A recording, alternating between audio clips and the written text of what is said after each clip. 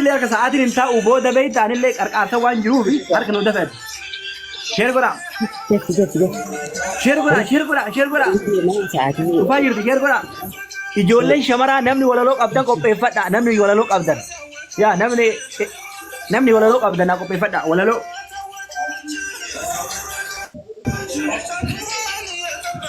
ما شاء الله يسنجلتنا يسنجلتنا والله أمتك يسنجلتنا أباروسا نادد في لازم أني ساعات بودا وان جرّه نادد يكون لا أكتر شيء سلال إرجع قديم أرم جام كنا بليسوم ما شيء درة منا كنا بيه منا كنا سينو شير كنا أباروسا ساعات نادد في ساعات يرون أقصد هم اللي ربي سنعمل كيس شير كنا فارتي أبشر أباروسا يرون أقصد بودا ساعات نمودا نا يرون أقصد قبل بودا ساعات نمودا يلا شير كنا نمر بفرينكا بالله عليك روبسا نمر بفرينكا أورومو ورّي روبسا جالت نمر بفرينا جا نمر بفر دفع شير كنا إلا إردي بيا حروفته بردفته إردي بيا اتمول إذا جالنا كيسا اتمول إذا دبلا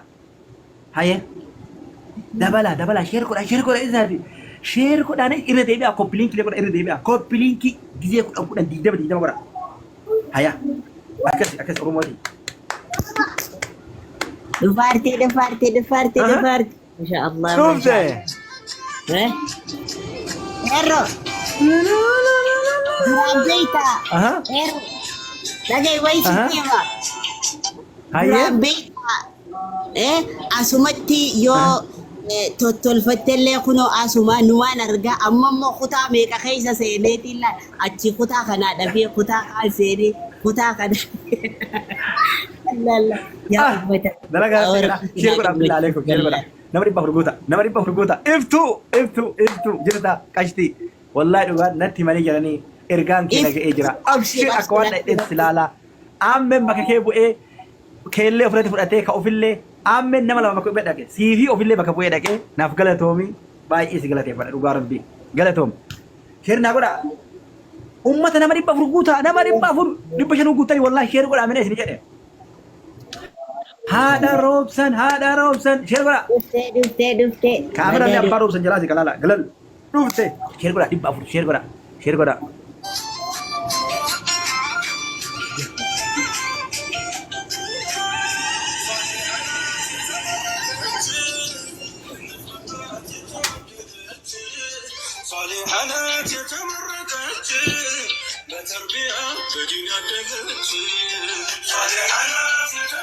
Ibu hukuta nih share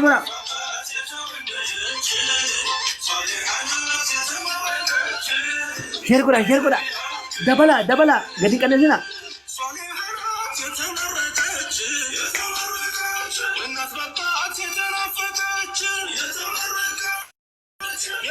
Ibai nak dibica dabala Allahu akbar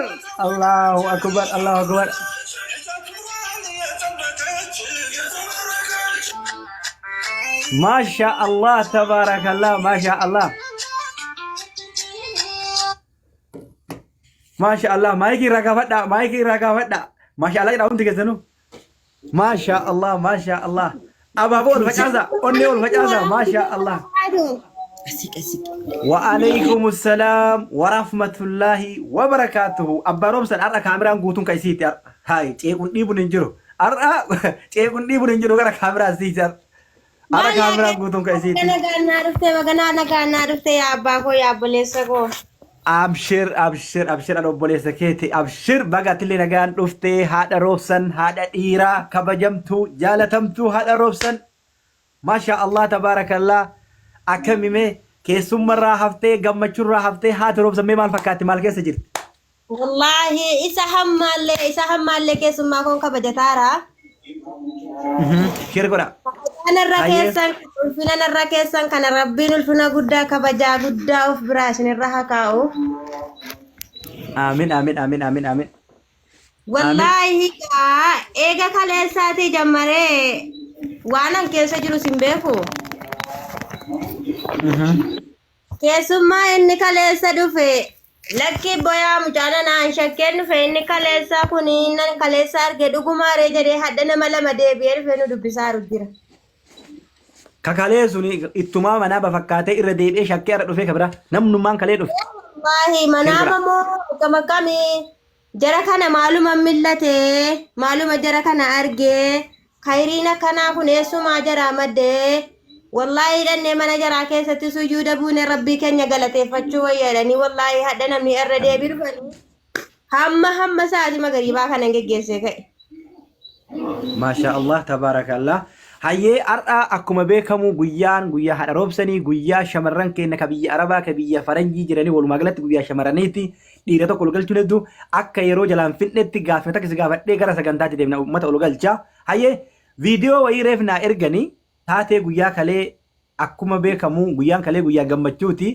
Guyyaa gammachuu san keessatti viidiyoo obboleessi keenya Aamen waraabee idiit godhinaa erge keessatti waan wayii arge. Mee waan san irraa si gaafadha. Haati roobsan akka malee miira keessa galtee imimmaan irra gadara ca'u argeen jira. Mee maa boottee maal taate yeroo san maaltu sitti dhagahame miira akkam keessa galtee qabxima san bichaa si gaafadha. Maal taate mee? Hamma kaleessa wanti na boosise qeerroo. Waan danuutu na mudate waan danuu keessaan darbe. Hayyee dhagaa jira itti fufu. Mana kiraa gaafan kaasu.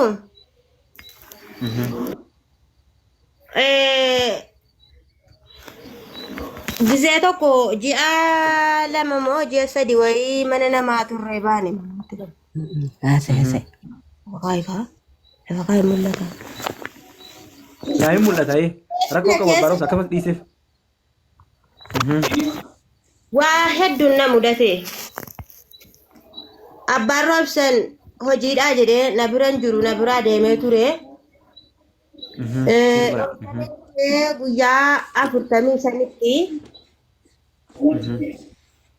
bakka ni roobsanee dahee jedhee manuma ofiituu ulfina jennee mana wayii dhaqanii nuu kireeffatanii. Gaafa kana ramadaana guyyaa 19 soomee ka'een dahee mucaa. Sooma kana ashanguliti gosa ergina. Amma gaafa mana kanatti dhadhee gallu qaalittiin isin haati manaa nama beetasabaa abbaa manaaf warraaf abbaa manaa malee nama biraatiin kireessinee keessummaan ittiin fidduu jette. Keessummaan kan koomoo jaruma goddanyaa warruma biyya keessaa nama tokko lama natti dhufu malee namni natti dhufu sun jiru. Innaa maaligaa namni qabrii biraayyuu gaafa gahee du'aayii kadhatee fi rabbiin biraa raamata kadhatee fi bira dabarfataa nama fayyaa immoo salaama jedhee bira dabarfataa. Akkamitti na biraan dhufneen jedheeni. Namumaan barbaadu bakka manni fincaanii kootii isin guutaa minaamin jette jeelama wayiree fannaqee bira gahaa. Ishi jedhee akkasiin tuun taa'uu. Sheer godhaa qophii godhaa. Guyyaa tokko wayii nam tokko adeemsa na bira dhufe. Abbicha sana nama wajjiniin bakka buna dhaabnee dhunnee ashannee geggeessinee booda sanaas deebitee maal jettee hamuma kotota kee guureen gassi ari'adhaa. Bakka hin barbaadu keessummaa keetis hin barbaadu nama keetis hin barbaadu kotota kee guureen gad ari'adhaa naan jette. Jennaan maali mana kana bordhiiftee deemtaa. Mana kan immoo mannoo fi haqqiin kan taa'e nama eegu qabrii malee hin jiru yaa qaalittiin anaa namni nama ta'e immoo akkam nam tokko namna lama namatti hin dhufne naan namumaan barbaadu kotota kee gasii haraa jette. Ishi gaarakkoon qabu abbaan manaa kootis hin dhufaa dawwalee na waamaa. Daa'ima kootii wajjin inni malanaaf malaan jedheen. Innaan akkasiin tuun taa'uu amma guyyaa nan sooma baqqaadhee soomatu moonarra jira. Gaafa nan sooma jedhee sooma kana tun soomu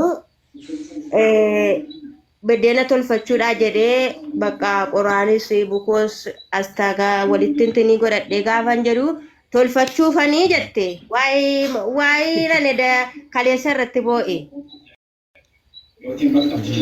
Jannan qabsiifadha jedhe nan tolfadhaafanetti. Ana nan soomaara idaanan baasu jedhe. Atuu akkas jettuu sa'aatiin 10 ga'e guyyaarraa. Etuun kadhuu sa'aatiin 11 walakkaa ta'e.